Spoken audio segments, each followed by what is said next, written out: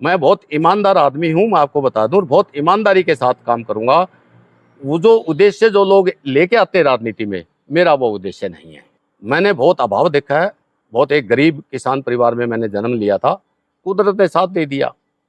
और मैं आपको बता दूं कि मेरा तीसरा हिस्सा निकलते बहुत टाइम हो गया, कमाई में से मेरा कोई घाटा नहीं नमस्कार, मैं हुआ। हूं दिनकर गावड़ी और दैनिक टॉक्स पर आप जुड़ चुके हैं। और आज हमारे साथ जुड़े हैं हांसी से प्रसिद्ध समाज सेवी और कांग्रेस नेता प्रेम सिंह मलिक।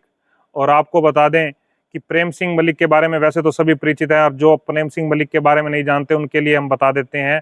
वैसे ये पॉलिटिकल साइंस से एमए हैं दिल्ली यूनिवर्सिटी से, और इसके अलावा अगस्त का महीना चल रहा है और 15 अगस्त हमारे देश में स्वाधीनता दिवस के रूप में मनाया जाता है। और आपको बता दें, इन्होंने 2 बार गणतंत्र दिवस की परेड में एनसीसी कैडेट के तौर में भी भाग लिया है, और देशभक्ति की भावना भी इनमें कूट कूट कर भरी हुई है, और देश सेवा के लिए हमेशा तत्पर रहते हैं, और हांसी हल्के के विकास के लिए हमेशा ही ये अपने कोष में से समाज सेवा के कार्य करते रहते हैं। और आपको बता दें, अभी जो पिछले दिनों हांसी में हिसार लोकसभा प्रभारी द्वारा मीटिंग का आयोजन किया गया था, तो उसमें बताया गया था कि हांसी से 24 फार्म जो कि टिकट की दावेदारी के लिए भरे गए हैं, उनमें से एक नाम प्रेम सिंह मलिक का भी है। और ये हमारे साथ जुड़े, उनसे बातचीत कर देते हैं कि उनकी किस तरीके से हांसी में जो दावेदारी है वो मजबूत बनती है। सर, आप हांसी के अंदर जिस तरीके से बताया गया कि 24 फार्म भरे गए और आपका भी एक दावेदारी है उसके जी अंदर, जी जी और आप लगातार हांसी में ऐसे विकास कार्य करवाते रहते हैं, समाज सेवा के कार्य करते रहते हैं, जी। तो लोग भी जानना चाहते हैं कि जो वो जनप्रतिनिधि चुनना चाहते हैं, तो आप उस जनप्रतिनिधि के तौर पर किस तरीके से खरे उतरते हैं? ऐसे कौन से सामाजिक कार्य हैं जो आपने अभी तक शहर के लोगों के लिए करवाए हैं? देखिए, मैं आपको बता दूं दिनकर जी, मैं पिछले 19 साल से समाज से जुड़ा हुआ हूँ, छत्तीस बिरादरी से जुड़ा हुआ हूँ, और ज़रूरतमंद और असहाय के लिए मैं कार्य करता रहता हूँ। जैसे शिक्षा के क्षेत्र में, खेल के क्षेत्र में, चाहे गरीब बच्चियों की शादी हो, या किसी का मकान गिर गया, उसका मकान बनवाना, सरकारी स्कूलों में बाउंड्री गिर गई, वो बनवानी। तो मकान आपने भी कोई कुछ एक मकान बनवाए भी हैं क्या? गिनती भी है उसकी कोई? हाँ, 128 कंप्लीट हो चुके हैं, और 4 मकान अभी मतलब ये निर्माणाधीन है। 128 मकान आप लोगों के बनवा के दे चुके हैं, जी जी जी, और 4 अभी चल रहे हैं। निर्माणाधीन है। मतलब कि जो भी ऐसा गरीब व्यक्ति आपके पास आ जाता है, अभी उसको दिक्कत है, तो आप उसका मकान बनवा देते हैं साथ में? मैं पहले जाता हूँ, विजिट करता हूँ, उसकी हालत को देखता हूँ, अड़ोसी पड़ोसियों से बात करता हूँ, और उनके परिवार से बात करके जब ये मुझे कंफर्म हो जाता है और मुझे लगता है कि ये मकान इसका गिर गया या जर्जर हालत में है और ये बनाने की पोजीशन में नहीं है, तो उसका मकान मैं बनवाता हूँ। तो ये जो पैसे हैं आप अपने कोष में से देते हैं या कोई लोगों से, या ग्रुप है, ग्रुप से इकट्ठा करते हैं? ये मेरे बिजनेस में जो मेरी बचत होती है, उसका तीसरा हिस्सा मैं समाज सेवा में मतलब ये लगाता हूँ। अपने कोष में से आप अपने कोष में से देता लोगों हूँ। को बसाने का कार्य करते हैं? जी जी जी, अपनी जेब से। आप अपने साथ किसको दावेदार मानते हैं? जो 24 दावेदार की टिकट के लिए फॉर्म भरा गया है, आप अपने सामने किसको और मजबूत दावेदार मानते हैं? भाई और कोई भी हो सकता है आपके अलावा? देखिए, जहाँ तक दावेदारी की बात है, कांग्रेस हाईकमान ने एक सर्वसम्मति से निर्णय लिया इस बार कि कैंडिडेट 90 हलकों में कैंडिडेट चुनने से पहले उसके बारे में गहनता से जांच पड़ताल की जाएगी। उसमें 4-5 पॉइंट्स रखे हैं। एक तो वो जनता के बीच में पॉपुलर कैसा है, कितना पॉपुलर है। दूसरा, लोग उसको चाहते कि नहीं चाहते। वो तो आप लगातार जनता के बीच में एक्टिव रहते हैं, जी क्योंकि आपने पिछले विधानसभा चुनाव भी लड़ा था निर्दलीय प्रत्याशी के तौर पे, जी जी और शहर में सफाई कार्य भी करवाए थे, उसको तो लोग अभी तक भी नहीं भूले हैं। जी जी। फिर उन्होंने एक क्राइटेरिया क्या रखा है हाई कमान ने, कि पिछले 5 साल 19 के बाद से कितना टाइम लोगों के बीच में बिताया और कांग्रेस पार्टी की नीतियों का कितना प्रचार प्रसार किया, और जो सत्तारूढ़ पार्टी है उसने जहां जहां भी गलत कदम उठाए उनका कितना विरोध किया। मैं आपको और बता दूं कि कांग्रेस पार्टी का जो ग्राफ उठा है, खासकर हरियाणा में, किसान आंदोलन उसके लिए एक बहुत बड़ी उपलब्धि है, देन है। तो पार्टी ने ये भी एक क्राइटेरिया रखा है कि उस आंदोलन में कितना बढ़ चढ़ के किस कैंडिडेट ने, जो टिकटार्थी है, किस टिकटार्थी ने उसमें आंदोलन में हिस्सा लेते हुए और किसानों का साथ दिया है। तो मैं बता दूं आपको, 13 महीने लगातार मैं किसान आंदोलन में टीकरी बॉर्डर पे परमानेंट टेंट लगवाकर वहाँ रहने की, खाने की व्यवस्था मैंने की, लाइट की व्यवस्था मैंने की। एक बार बरसात में टेंट गिर भी गया था तो उसको फिर पुनर्निर्माण करवाया उसका। और जहाँ जहाँ मेरी ज़रूरत पड़ी वहाँ किसानों के साथ कंधे से कंधा मिला के मैं चला। 2 मेरे ऊपर उस टाइम FIR भी हुई, जो सरकार और किसानों के बीच समझौते के बाद रद्द कर दी गई थी। मैयर टोल पे जो भी किसान यहाँ बैठते थे, तो उन मैयर टोल की जो कमेटी थी किसानों की, मैंने उनसे आग्रह किया, भाई देखिए, राजस्थान से या हरियाणा से, डबवाली सरसा साइड से या पंजाब से, इस रूट से जो भी किसान आएगा वो भूखा प्यासा ना जाए। उसका भी मैंने बंदोबस्त किया और कमेटी के साथ कंधे से कंधा मिला के कोई अभाव कमेटी को नहीं रहने दिया।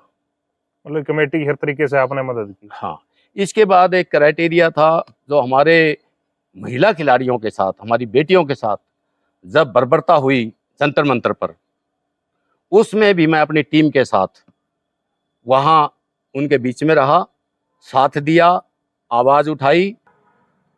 इस क्राइटेरिया के बाद एक क्राइटेरिया और भी मेरे फेवर में जाता है। पिछले 5 साल में कांग्रेस पार्टी की तरफ से हांसी हलके में मेरे सिवाय किसी भी टिकटार्थी ने कोई भी जनसभा या रैली हमारे कांग्रेस नेतृत्व में नहीं की। मेरी 3 जनसभाएं बहुत अच्छी मैंने की। जब मैं कांग्रेस ज्वाइन की, आपने देखा भी होगा शायद, दीपेंद्र हुड्डा जी जब यहाँ आए थे घर पर, तो 10,000 आदमियों का खाना बना था और करीब करीब जो है ना 10,000 आदमी यहाँ थे भी। उसके बाद मैंने चन्नत में एक प्रोग्राम दीपेंद्र जी का किया था, हुड्डा साहब के साथ हमने गिराए में किया था, और हिसार में जो हमारी रैली थी, उस रैली के लिए जो मेरी जिम्मेवारी लगाई गई थी दीपेंद्र जी ने, MP साहब ने, उसे 2,000 ज़्यादा ड्रेस कोड के अंदर मैं वहाँ लोगों को लेके गया। नहीं, ये भी हरियाणा मांगे हिसाब को लेकर भी दीपेंद्र जी हंसी आए थे। हाँ जी। तो भी आपका जो आयोजन था वो काफी काबिले तारीफ था, वहाँ पे भी काफी लोग उमड़े हाँ, थे आपके ये रिसेंटली जो हुआ है, इसमें भी क्या हुआ था कि हमारे नवनिर्वाचित MP हैं जो JP साहब, उन्होंने कहा भी आप इकट्ठे के बजाय अपनी अपनी जो ना पॉइंट चुन लें, उस पॉइंट पे अपनी अपनी ताकत को, जो ना जनता आपके साथ कितनी है, वो ताकत दिखाएं। तो इंशाल्लाह आपने भी देखा था। हाँ, बहुत बढ़िया प्रोग्राम था वो आपका जो काली देवी चौक पर किया गया। हाँ, तो वो पॉइंट मुझे दिया गया और मेरा सौभाग्य है दीपेंद्र जी भी उसी पॉइंट पे आके संबोधित करके गए। तो कुल मिला के अगर देखा जाए तो मैं पिछले 19 साल से समाज से लगा हुआ हूँ, जुड़ा हुआ हूँ, और जहाँ तक होती है मैं और 2-4 बातें भूल भी गया। लाइब्रेरी मेरी कई जगह चल रही हैं, लाइब्रेरियों में कंप्यूटर लैब तक मैंने लगाए हुए हैं, और 48 ऐसे परिवार हैं जो अपना गुजर बसर नहीं कर पाते या कोई घर में बीमार है, उन 48 घरों में मेरी हर महीने पेंशन जाती है। मतलब कि जो भी लोग आपके पास अपनी समस्या लेकर आते हैं तो आप अपने तौर पर उनकी समस्या का समाधान करने के लिए हमेशा तैयार रहता हूँ और किया भी है। इसके अलावा देखिए, कहीं खेल हो गए, कंपटीशन वगैरह जो देहात में खेल करवाते हैं, कोई गौशाला हो गई, धर्मशाला हो गई। मैंने सुल्तानपुर में इस इलेक्शन के हारने के बाद एक बच्चों की डिमांड आ गई थी सुल्तानपुर से, तो ग्राउंड के अंदर मैंने एक स्टेडियम बनाया जिसकी लागत 27 लाख रुपए थी। उमरा में एक कबड्डी का इंडोर बना था हॉल, उसके अंदर मैंने 5 लाख रुपए दिए। अभी रिसेंटली उमरा गांव में एक पार्क बना था, उसमें भी मैंने 3 लाख रुपए सहयोग दिया। अभी एक उमरा और हांसी के बीच में धर्मशाला बनी थी, खेतों की धर्मशाला बोलते हैं, उसमें भी मैंने 5 लाख रुपए की सहयोग राशि दी थी। तो सारी चीज़ें तो अगर गिनवाएंगे तो बड़ा लंबा टाइम हो जाएगा, मगर मैं ये कहता हूँ कि जो मेरे पास आता है निराश होकर नहीं जाने देता मैं। तो कांग्रेस पार्टी में टिकट को लेकर कितने आश्वस्त हैं? देखिए, अगर जो कांग्रेस पार्टी हाईकमान ने जो फैसला लिया है कि इन मापदंडों पे जो है ना हम टिकट देंगे तो मेरे ख्याल से मेरी मजबूती सबसे पहले नंबर पे आती है। तो इस हिसाब से तो आपका प्रोफाइल है जो पहले नंबर पर ही होगा हांसी के टिकटार्थियों में। तो ये तो हाईकमान देखेगा। मैंने अपनी सारी बातें लिख दी हैं मेरे प्रोफाइल में, और जब मेरा इंटरव्यू होगा वो सारी बातें मैं बताऊं भीगा, और अगर मेरे से कोई प्रूफ मांगा जाता है वो भी मैं साथ लेके जाऊंगा। अगर कांग्रेस पार्टी आपको मौका देती है और जी। शहर से अगर आप विधायक बनते हैं तो हांसी के लोगों को क्या सौगात देंगे? देखिए, हांसी हमारा जो विधानसभा क्षेत्र है इसको हम दो भाग में बांटते हैं। एक शहर आ जाता है हांसी, और एक आ जाता है देहात। तो शहर की और देहात की समस्याएं थोड़ी बहुत कुछ अलग अलग हैं। शहर की समस्याएं अगर हम लें, व्यापारी परेशान है, लॉ एंड ऑर्डर की पोजीशन आप देख रहे हैं क्या सिचुएशन है, पानी कितना गंदा आता है, जल भराव है, बेसहारा पशु हैं, सड़कें टूटी पड़ी हैं। ये जो पोर्टल जो बना दिए, प्रॉपर्टी आईडी, फैमिली आईडी, इनसे लोग कितने जो ना तराई हैं। एक आदमी तो घर का झोला ही उठाए रहता है। लाइट जो बिजली रहती है उसकी कितनी समस्या है।